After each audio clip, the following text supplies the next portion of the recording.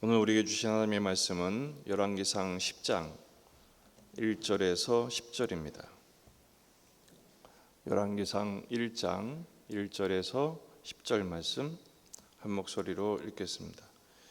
스바의 여왕이 여호와의 이름으로 말미암은 솔로몬의 명성을 듣고 와서 어려운 문제로 그를 시험하고자 하여 예루살렘에 이르니 수행하는 자가 심히 많고 향품과 심이 많은 금과 보석을 낙타에 실었더라.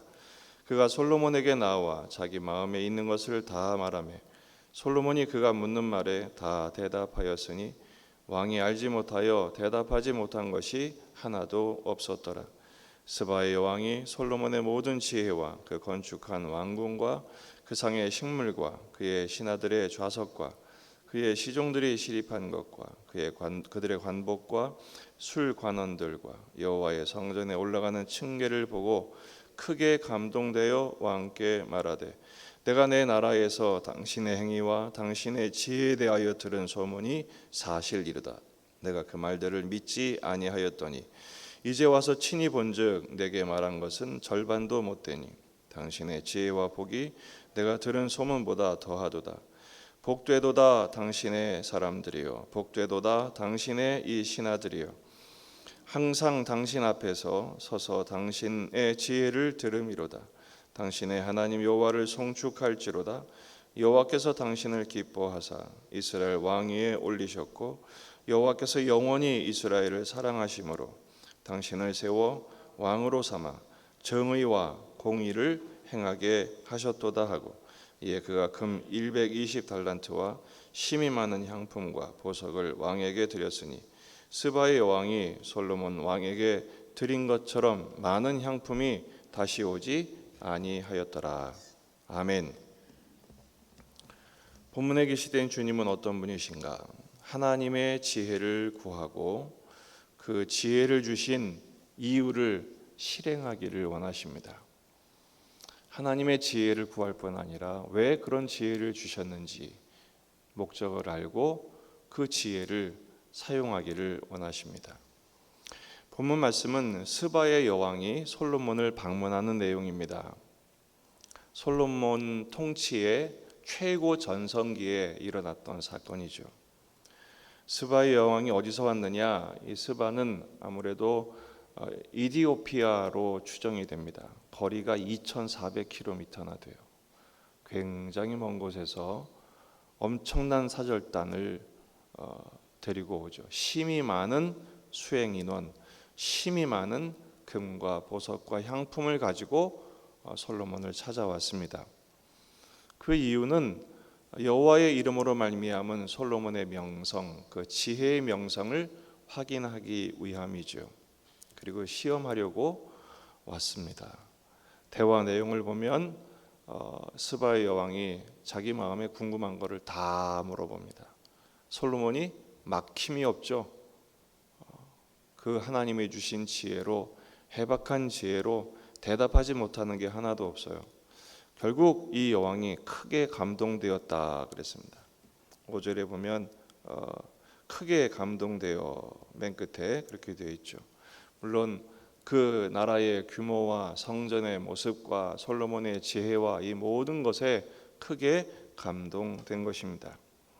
그러면서 고백을 하죠. 내가 들은 건 절반밖에 안 된다. 이 소문을 듣고 왔는데 당신의 실체는 그 이상이다. 감탄을 합니다. 놀라운 것은 이 스바의 여왕이 엄청난 고백을 합니다. 이것은 하나님이 주신 거다라는 거죠.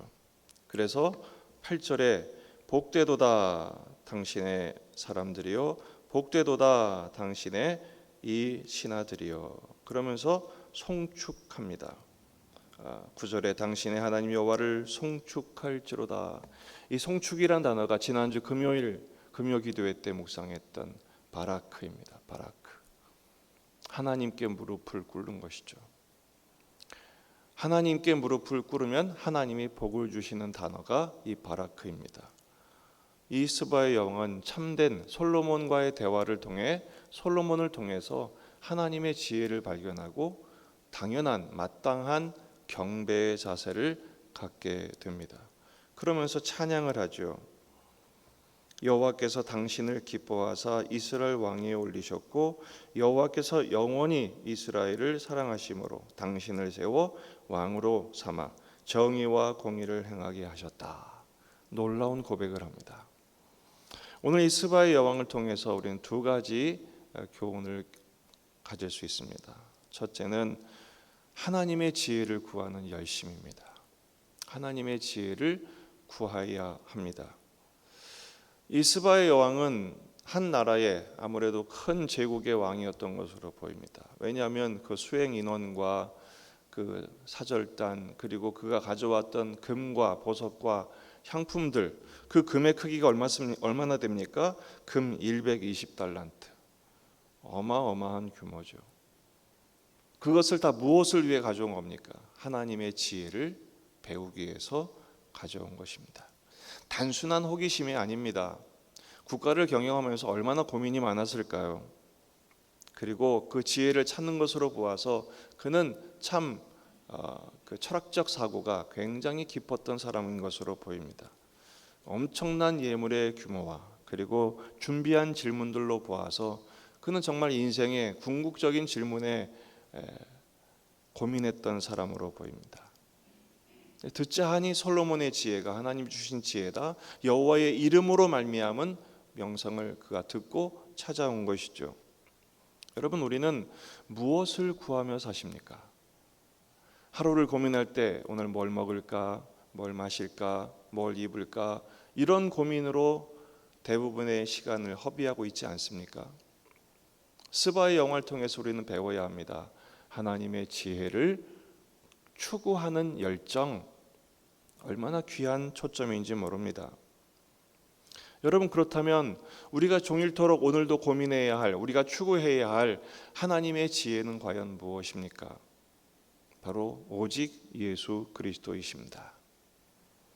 고린도전서 1장 22절 이하의 말씀입니다. 유대인은 표적을 구하고 헬라인은 지혜를 찾으나 우리는 십자가에 못 박힌 그리스도를 전하니 유대인에게는 거리끼는 것이요 이방인에게는 미련한 것이로되 오직 부르심을 받은 자들에게는 유대인이나 헬라인이나 그리스도는 하나님의 능력이요 하나님의 지혜니라. 아멘이죠. 예수님이 참된 지혜입니다. 요즘 인문학 열풍이 돌고 있죠. 많은 그 유튜브 크리에이터들이 인문학적인 컨텐츠를 가지고 많은 사람의 관심을 끕니다. 마지막 때에 자기의 귀, 가려운 귀를 긁어줄 스승을 많이 찾는 시대가 됐습니다. 인문학을 배척하는 게 아닙니다. 인문학은 참 도움이 많이 됩니다. 그런데 결국은 그 모든 지식과 지혜의 초점은 예수 그리스도께 있습니다. 왜 그렇습니까? 예수님의 지혜만이 생명을 줍니다. 구원을 줍니다. 변화가 일어납니다. 주님을 닮는 것이죠. 여러분, 오늘도 그 예수님을 닮는, 예수님을 구하는 지혜, 예수님으로 인한 참 지혜의 열매를 많이 맺는 복된 날이 되시기를 축복합니다. 두 번째는 그 지혜를 주신 이유가 뭐냐? 하나님의 지혜의 목적이 뭔지를 깨달아야 합니다. 스바 여왕은 참 놀라운 사람입니다. 그 솔로몬과의 한 번의 인터뷰를 통해서 하나님의 지혜를 깨닫고 하나님께 경배하게 되죠. 송축하게 됩니다. 그리고 그 지혜의 목적을 깨닫게 됩니다. 이 구절 말씀이 굉장히 중요한 구절입니다. 솔로몬의 인생에 있어서 운명을 가늠하는 선포예요. 여호와께서 당신을 기뻐하셔서 왕위에 올리신 겁니다. 여호와께서 당신을 사랑하셔서 왕으로 삼으신 겁니다. 그러므로 왕이시여 이 지혜를 가지고 정의와 공의를 행하십시오. 이렇게 권면합니다. 참으로 놀라운 고백입니다. 당신을 기뻐하셔서 왕을 삼았고 당신을 사랑하셔서 이 지혜를 주신 겁니다. 그러므로 정의와 공도를 행하십시오. ጼ다카와 미시파트를 실천하십시오.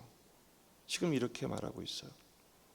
이 스바의 여왕은 솔로몬의 지혜는 하나님이 주신 것이라는 것을 공적으로 검증하는 순간인가 동시에 하나님은 이 여왕을 통해서 솔로몬에게 선지자적인 경고를 하신 것입니다.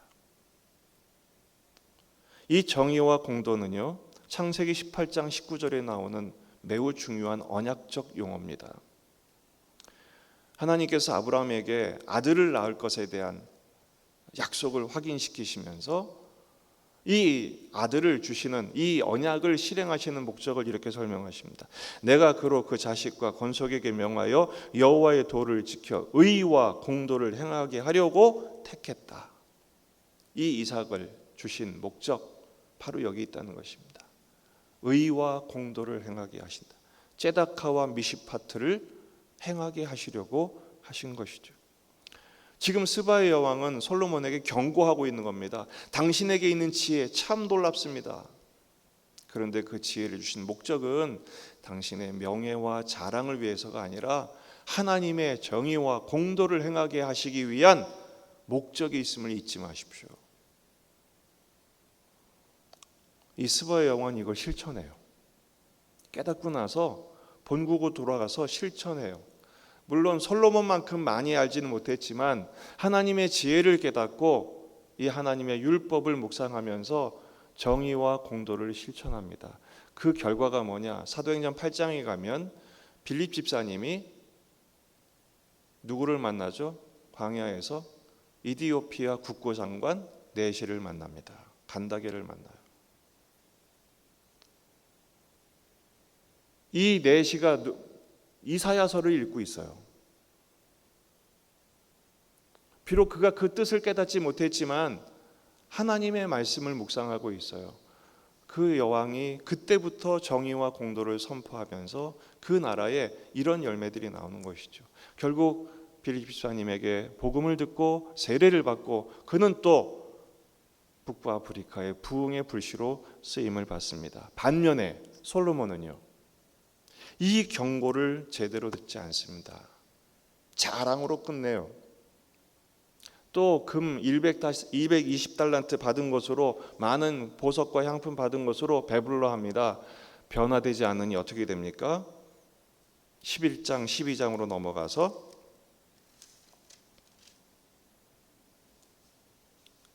솔로몬은 추락하고 맙니다. 선지자적인 경고가 틀림없죠.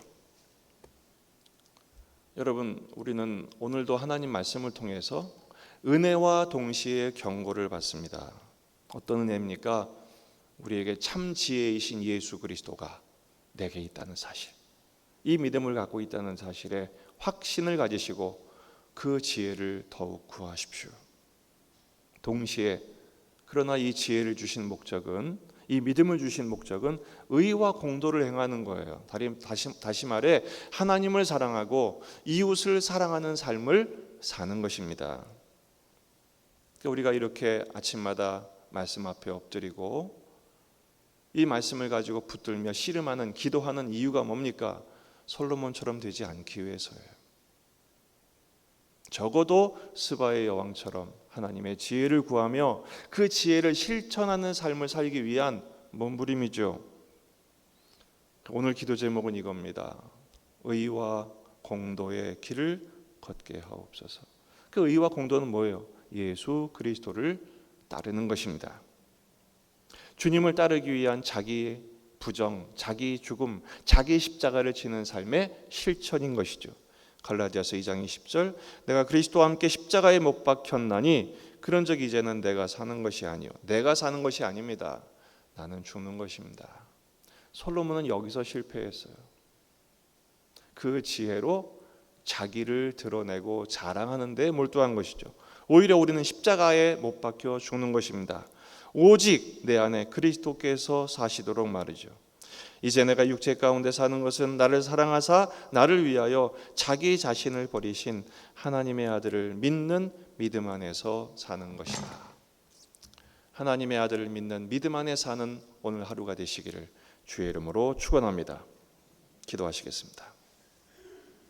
오늘 말씀을 붙들고 우리 자신과 가정과 교회와 이 지역의 복음화, 민족의 복음화, 세계 복음화를 위해서 기도하십시다. 오늘 청년부 수련회 1박 2일 리트릿 캠프가 진행이 됩니다. 오늘 아침 8시부터 모여서 출발하게 됩니다. 청년부를 위해서 기도해 주시고, 지금 확진자가 또 폭증하고 있습니다.